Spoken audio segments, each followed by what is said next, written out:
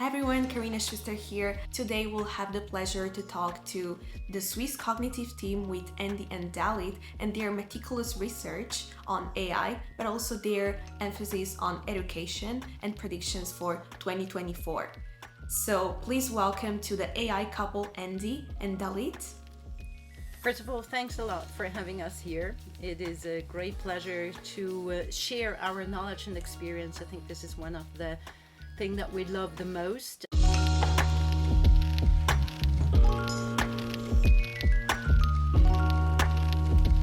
What is the main inspiration behind Swiss cognitive? So 8 years ago, 2016, AI wasn't in everyone's mouth. So it was rare to discuss AI, and that's actually was our focus point to have more awareness with AI. We saw their upcoming innovation cycle in front of us, and that was our aim. So this was the starting point in 2016. Also, what are the most interesting use cases? Well, there are cross-industry, all kind of great use cases, and this is how we started back then, bringing various companies together to exchange, to learn from each other, and not only best cases, also worst failures. And I think this is what is super interesting when we share real use cases, whether it's in healthcare, for example, breast cancer early prediction, or whether there is in personalized education and accessibility to education, also in emerging countries, on emerging locations, whether it's in material science, or there are so many great use cases. And I think this is what makes it sharing this knowledge and adapt use cases from other industries in your own and thinking out of the box. What are a couple of learning strategies that you adopted lately? I mean, at the end, we learn a lot in school. We learn about mathematics and physics and so on. I think one layer must be also learning about how we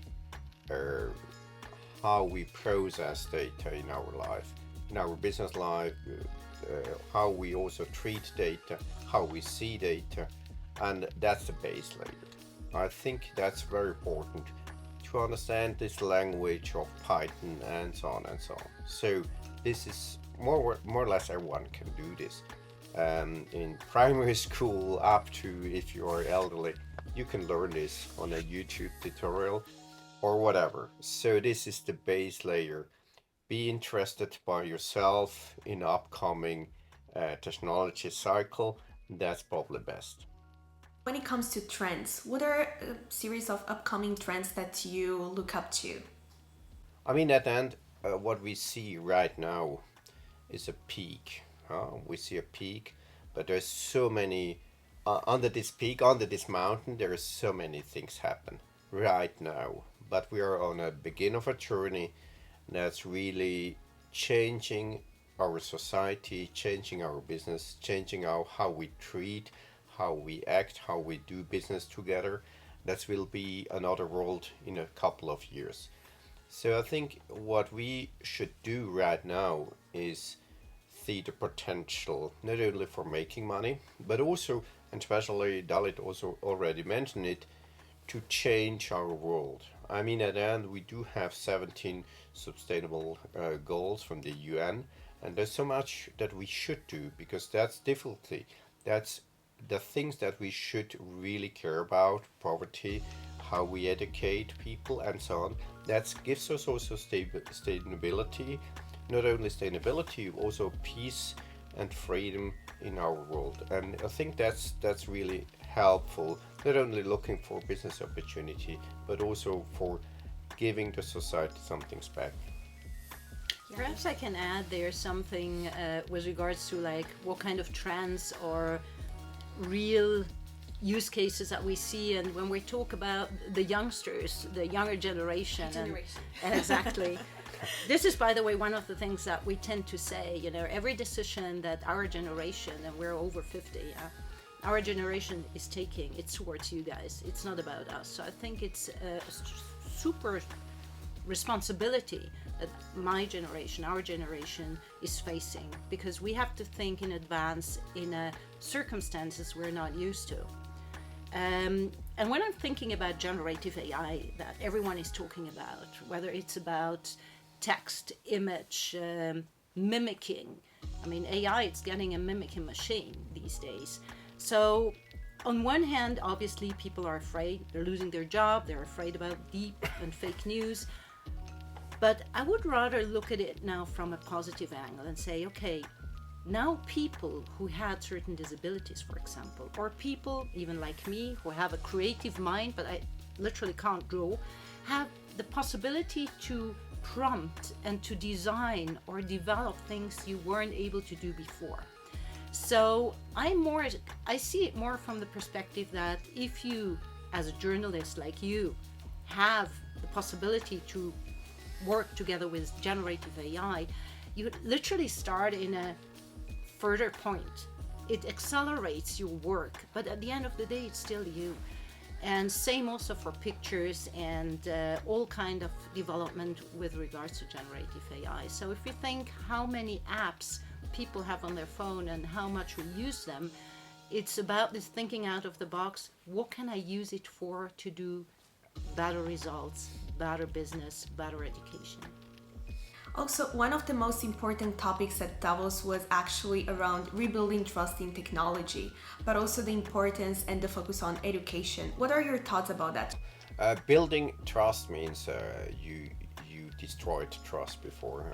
If this is the topic, I think we have to take ourselves in responsibility to do this. Has nothing to do with technology at all. Yes, of course, if you're using new technology like AI or generative AI, we have to have a certain level of responsibility if we're acting with a new technology. But more or less, it's always the human in the loop that gives us the credibility and also the worsening things up. So I think we have to stand up for technology. We have to stand up for economy, but also for society. And that has nothing to do with technology. That has been ever there. And I think if we talk about the World Economic Forum, what's happened there, and the topic rebuilding trust, I mean, that comes from an angle, I have to say, yes, we have really to rebuild trust and bridge the gap between the society and the economy. Because the economy overall has too much focus on how we make money in all the crises in the last couple of years even, instead of bring us together. And if I look further, it's just one outlook. If I look further to November 2024, so the election in US, and there is other election upcoming this year. I mean, on the World Economic Forum, this was a huge topic, huh? On all panels, if you talk about trust, you talk about election 2024, and technology will change the behavior of us. So I mean, at the end, that's based on our evil conspiracy and also evil kind of politicians. I think that has to change, otherwise we're really struggling with ourselves, with our society, and of course also with technology, no question. This comes, by the way, also into something when young people ask me, or their parents, hey, what shall the youngsters study? Which direction should they go? One of the subjects that I think it's very important is philosophy. I think we have to re-question a lot of things about society, what Andy just mentioned.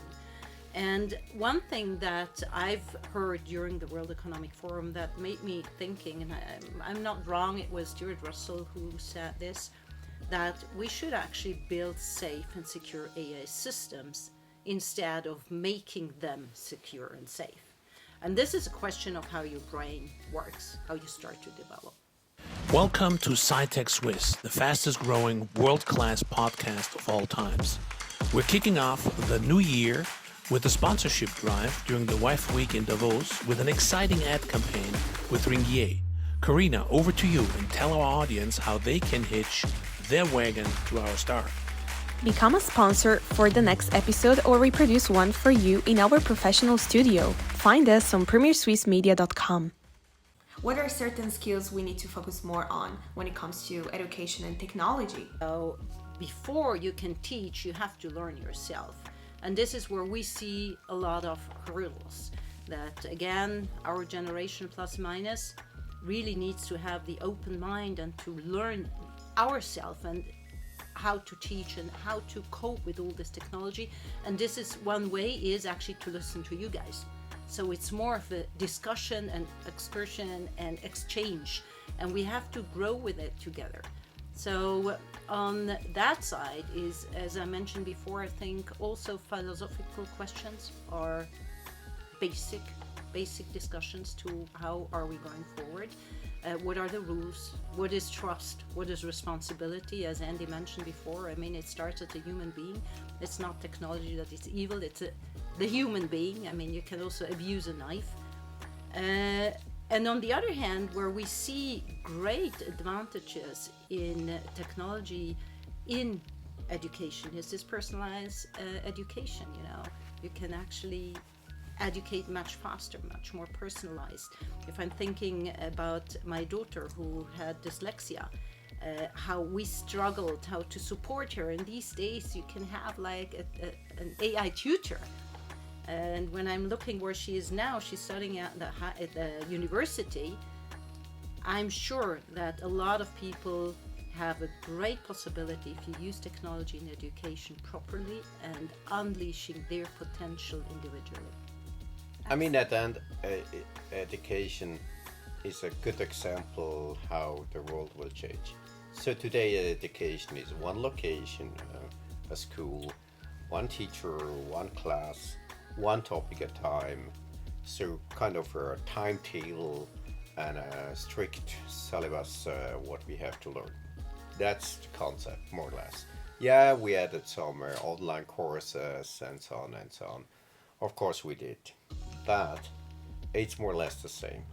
But this will change because now we have technology. That's the first time we have in the technology all the knowledge in it. That's great. We have to tackle the problems inside, but that's the first time that we have this. Secondly, we have a possibility to individualize on a high level degree education. So it means one school, one teacher, one class will not anymore the topic and the structure. Let's put it this way, the structure, because this will change totally. And this is mind-blowing, and this is an example for all other ones, all other industry, from agriculture to research, from retail to energy. We will see this unstructuring our industries all over the world. Another really interesting question for me will be, what are certain predictions when it comes to technology for 2024, especially focusing on AI?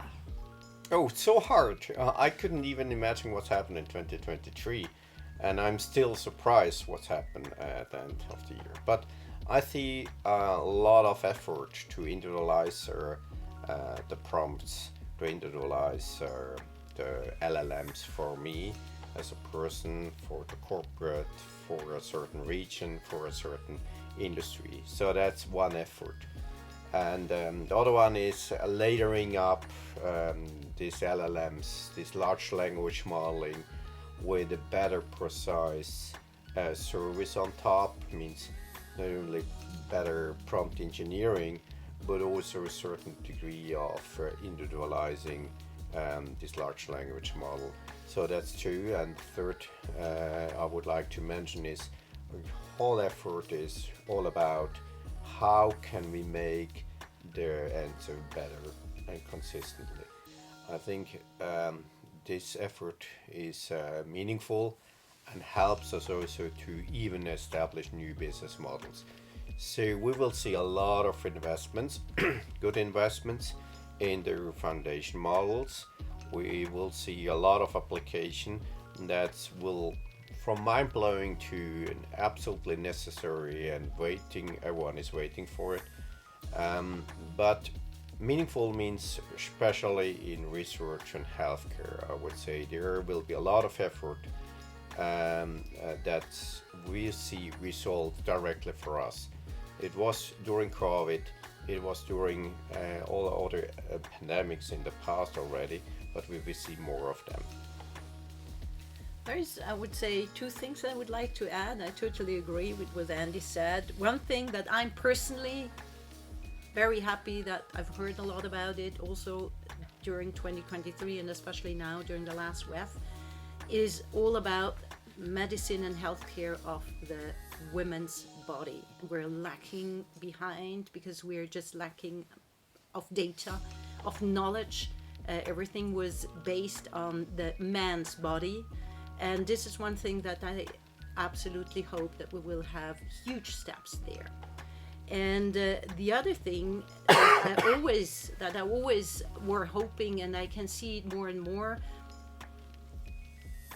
this technology is actually a mirror of ourselves. And all these discussions around regularities, about trustworthiness, about responsibility, and anxiety of people saying, well, can I trust this AI?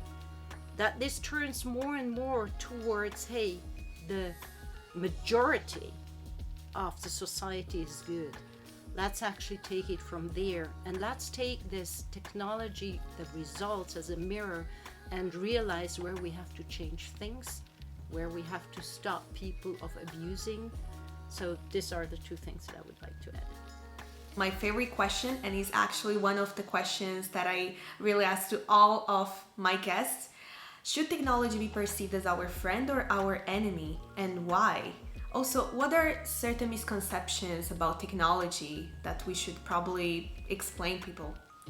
I would not go in this direction. This rabbit hole is a hole that I would not fill up. So technology is not our friend, is not our enemy. Technology is towards giving, is a gift for us to use to our best. From all perspective, I think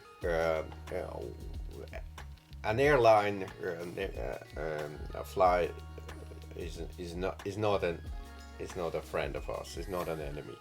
So we have to use technology to our best. There is only one purpose, and the purpose is to human. It's not technology. So think about this. Technology can develop in a total wrong direction. Absolutely agree. So we have to be in control. So we have to steer this to our best society, economy-wise, but also for our future, for the next generation. So we take the responsibility to make the best out of technology, and it's a butterfly wing to make it wrong. So it's our responsibility, and I would not talk about friends or enemy. It's just a tool for us to do it right. Absolutely, I can't agree more. It's about human and technology together, as we always say. Oh. I think, honestly, I disagree with that. I totally agree with what Andy said. Technology is underlying. Is my washing machine my friend just because it saves me time of annoying washing?